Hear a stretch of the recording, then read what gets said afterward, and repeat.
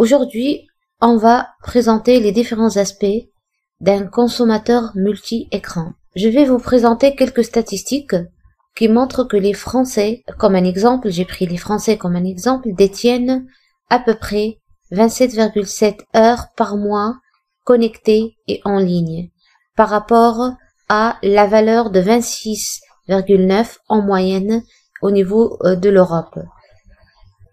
Ces Français se connectent à leurs terminaux afin de collecter l'information, afin de lire des actualités, consulter les réseaux sociaux et aussi pour lire leur emailing et leur courrier de messagerie instantanée. En France, à peu près 88% qui ont un téléphone mobile, 29% qui ont un smartphone qu'ils utilisent tout en se connectant à l'Internet.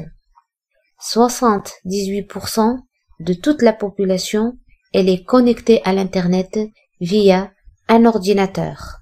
Les individus sont mobiles, même à domicile.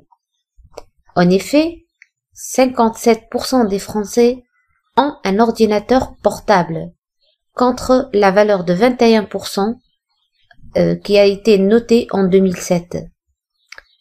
8% possèdent une tablette, 11% possèdent une clé 3G, 45% se connectent en dehors de leur domicile, dans les espaces communs, dans les cafés, dans les restaurants, ainsi de suite.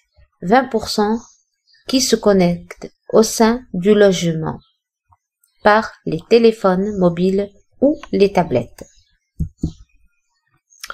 Il est à savoir que l'usage multiple de ces différents écrans, des différents moyens, pousse et incite les annonceurs à expérimenter des dispositifs cross-écran, genre TV, genre tablette, smartphone, ordinateur, afin de créer des effets rebonds avec les campagnes interactives et engageantes.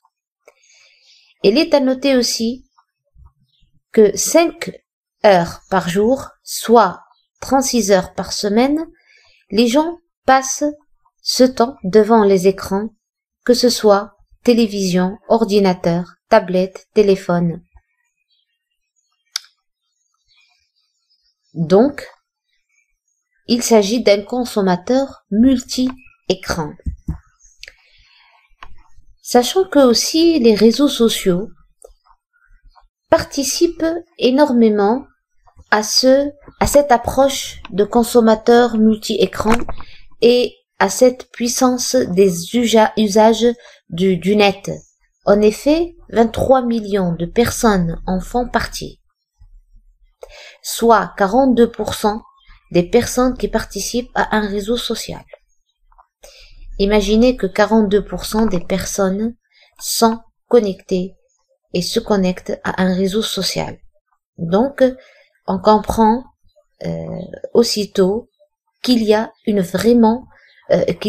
vraiment une montée en puissance de cette utilisation des réseaux sociaux.